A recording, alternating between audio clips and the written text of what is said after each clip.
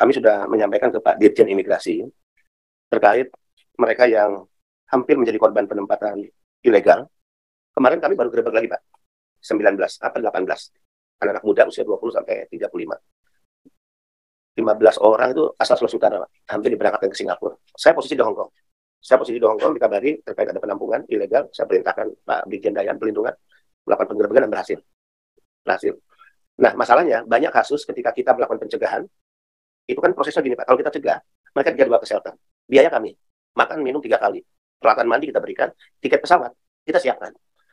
Kemudian, dalam pencegahan berikut, orang yang sama muncul. Nah, itu sering terjadi. Mau yang ke Kamboja, mau yang ke Malaysia, mau yang ke Singapura, mau yang ke Hong Kong, sama. Nah, kalau seperti ini, maka ya negara hanya pemadam kebakaran. Dan kebakaran itu akan terus berulang. Gitu. Nah, kami mengusulkan di ban paspornya selama 5 tahun. Tapi bukan berarti dia terancam kehilangan hak bekerja. Nanti ketika dia sadar dan tidak menempuh lagi berangkat tidak resmi, kemudian dia berproses secara resmi, maka paspornya bisa dibuka. Sekalipun kita minta di ban selama 5 tahun. Karena kalau enggak, Pak, dia akan diberangkatkan terus. Yang namanya sindikat kan. Terus aja dia berusaha karena dia pikir ini bisnis. Kemudian saya ingin menanggapi yang sampaikan Pak Yuda. Pak, perusahaan itu izinnya dikeluarkan oleh Naker. Fungsi pengawasan terhadap P3MI itu adalah Naker. Sehingga keinginan kami adalah P3MI atau perusahaan yang dianggap nakal, yang dianggap brengsek, yang dianggap terlibat dalam kejahatan overcharging, ya kami ingin sebetulnya dari anak buah Pak Dirjen, ya. Nah, kita kan hanya memiliki kewenangan untuk merekomendasikan pencabutan, hanya itu. Nah, ini penting. Karena kalau kita lihat yang ditempatkan secara G2G, kemudian SSW, Pak ya, SP2T itu aman-aman aja selama ini. Justru yang muncul itu adalah yang paling banyak yang disebabkan karena penempatan P2P. Kemudian terkait kenapa penempatan ilegal ini tetap marak, tetap ada, ya kan ada proses yang dianggap lebih mudah, di sana ada uang PIT ya. Tapi sesungguhnya itu kan jebakan pertama mereka masuk dalam siklus ya, di mana mereka akan dieksploitasi dari sisi tadi gaji. Nah, kalau yang resmi, nanti tolong dilihat lagi teman-teman, ini masukan bagus dari Pak Yuda. Kalau memang dalam proses penempatan ini ada alur birokrasi yang terlalu panjang, ayo kita harus mau melakukan pembenahan, kita koreksi. Karena semangat kita itu kemarin 3 ya, kita udah sampaikan dalam tata kelola penempatan ini. 1, kita harus mengeluarkan berbagai regulasi yang menunjukkan negara berpihak dan adil untuk PMI. 2, pelayanan yang mudah, murah, dan cepat. Nah, apakah mereka memilih ilegal karena lebih mudah dibandingkan proses resmi, lebih murah ya dibandingkan yang resmi? Nah, sebetulnya ini enggak. Yang resmi itu lebih murah sebetulnya. Karena cost structure sudah ditentukan untuk negara-negara penempatan. Nah, itu adalah perintah pasal 30 ayat 2 ya. Kalau tidak salah di Undang-Undang 18. Misalnya Hong Kong. Biaya penempatan berapa, Bu? Hong Kong itu, Bu? Untuk pekerja rumah tangga Hong Kong. Berapa biayanya? Misalnya ini contoh ya. Cost structure-nya. Izinkan. Memang tidak dijumlah, bahkan ada yang variable cost dan fixed cost. Ya, jadi totalnya berapa? Ya, kurang lebihnya mungkin sekitar 21, Pak. Ya, 21 juta Hong Kong itu. Ya. Murah. Tapi overcharging terjadi hingga 40 sampai 50 juta. Hingga mengalami potongan sampai 10 bulan. Nah, di sini ada praktek apa? Ada praktek begini, Pak. PMI dipaksa meminjam uang. Ada relasi kuasa antara PMI dengan P3MI. Jadi kalau dia tidak menyetujui peminjaman uang, dia diancam tidak diberangkatkan oleh perusahaan itu. Tapi kalau PMI terdidik, ya, dia akan pindah agensi. Tapi kalau dia pindah, dia juga menganggap prosesnya lama lagi gitu. Nah, jadi ada relasi kuasa, sehingga relasi kuasa inilah yang membuat PMI tidak berdaya, dipaksa untuk meminjam uang, karena ini memang bisnis ijon rente yang sudah terjadi bertahun-tahun overcharging ini. Sehingga kenapa KUR misalnya ya sampai hari ini belum berjalan bagus. Ya karena gimana PMI mau minjam ke bank, dia diancam oleh si P3MI untuk meminjam uang kepadanya. Nah, ini ya, pengawasan harus lebih penting, sanksi, punishment kepada perusahaan-perusahaan ini juga menjadi penting atau lebih penting. Karena kalau enggak overcharging ini dengan kebijakan apapun akan terus berjalan. Nah, sehingga teman-teman tolong dilihat nanti masukan dari Pak Yuda cukup bagus. Kalau memang alur proses, kalau kami sih punya istilah baru alur proses Pak Yuda. Kami mengganti beberapa diksi yang menurut kami itu jahat pada PMI. Misalnya bisnis proses, masa sih negara berbisnis untuk penempatan, kita ganti dengan alur proses. Kemudian apalagi istilah kita, PMI bermasalah, padahal mereka korban. Kita mengganti diksi bermasalah dengan terkendala. Berarti ada yang menyebabkan dia terkendala, pihak lain, karena PMI apapun korban.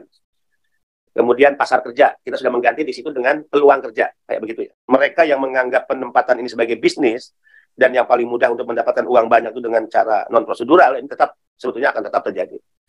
Saya ingin memberikan contoh Pak Yuda, nama Nurbaiti di Jawa Barat, itu dalam 2 bulan dia mampu mengirimkan 500 orang. 500 orang, Pak. Dan keuntungan bersih dari 500 orang ini sebesar 7,5 miliar. Itu hanya untuk seorang calo. Makanya saya katakan berapa keuntungan di atasnya, ya sindikatnya. Berapa keuntungan oknum-oknum ya yang mewakili pihak tertentu yang ikut mendapatkan saweran itu. Jadi perang melawan TPPO dan juga penempatan ilegal ini menjadi komitmen juga dari para penegak hukum lah. Di luar ya proses penempatan, tata kelolanya harus kita perkuat terus-menerus. Yang menjadi tanggung jawab Pemda, kemudian Naker dan juga BP2MI. Terkait mereka yang sakit ya, nah ini harus clear di pandangan kita nih. Apapun tadi karena musibah, Pak. BP2MI memahami Undang-Undang 18 bahwa selama warga negara Indonesia di luar negeri, warga negara itu bisa diidentifikasi apakah dia pelajar, apakah dia mahasiswa, ataukah dia pekerja migran. Maka tanggung jawab pelindungannya ada di Kementerian Luar Negeri. Nah, kalau begitu, bukan tanggung jawab kita selama dia di luar negeri. Ini pandangan kami, Pak. Mungkin kita harus samakan di pandangan ini. Ya, BP2MI bertanggung jawab ketika dia dipulangkan ke tanah air, kita jemput baik yang sakit, kita rujuk ke rumah sakit, kita biayai dengan uang kita, pulang ke kampung halaman, tiketnya kita biayai, termasuk mereka yang dideportasi ya dalam kategori PMI terkendala atau dulu disebut bermasalah. Sama, itu kita biayai juga tiketnya ke daerah asal atau jenazah misalnya. Nah, ini harus sama nih, Pak. Kedua, case terkait kaburan ya. Kemudian bahasa. Untuk kaburan ini banyak dialami oleh mereka yang kerja di sektor fishing. Saya, Pak, termasuk yang protes terhadap Korea. Ini kita buka-bukaan di sini. Korea belum menentukan standar yang benar terhadap PMI yang dikirim G2G, khususnya sektor fishing. Bayangkan, Pak, orang kerja sektor fishing yang dites hanya bahasa. Padahal secara habitus di Indonesia, dia tidak tinggal di dekat laut, orang tuanya juga bukan nelayan, dia tidak pernah terlibat dalam aktivitas misalnya untuk ditambak ataupun sebagai nelayan. Ini kan nggak benar, Pak. Tapi yang menentukan tes ini siapa? Ya Korea. Nah, kami sudah menawarkan pada Korea. Begini aja deh, saya bilang, kalau Anda hanya melakukan tes bahasa tanpa tes kompetensi dia untuk kerja di sektor fishing, bisa nggak kami ambil alih? Untuk memberikan pembekalan mereka, misalnya bagaimana melempar jangkar ke laut, bagaimana dia tidak mabuk selama di laut. Ini kan enggak, Pak, oleh Korea. Nah, kami bisa bekerja sama, saya katakan, dengan pihak dari Kementerian Perhubungan, KKP ya. Kita masukkan aja, Pak, 1 bulan di situ. Dia digojlok di situlah 1 bulan, 2 bulan. Pertanyaannya adalah, siapa yang menanggung biayanya? Kalau ini dibebankan kepada PMI, tidak mungkin. PMI akan mengatakan, loh saya sudah lolos, saya sudah berhak terbang. Kenapa kalian harus memaksa kita keluar biaya lagi dengan alasan harus mengikuti pelatihan atau pendidikan terkait kompetensi gitu, Pak. Nah, berarti biayanya harus kita handle. Nah, itu sedang kita pikirkan. Bagaimana memperkuat kompetensi mereka agar mereka tidak kabur karena tidak tahan kerja di laut. Mabuk baru 1-2 hari ada di atas kapal. Itu sudah kita pikirkan, Pak. Mungkin untuk Koreanya kami mohon bantuan Kemlu. Mohon disampaikan kepada pihak Korea, khusus untuk fishing, jangan hanya tes bahasa. Harus mensyaratkan juga kompetensi.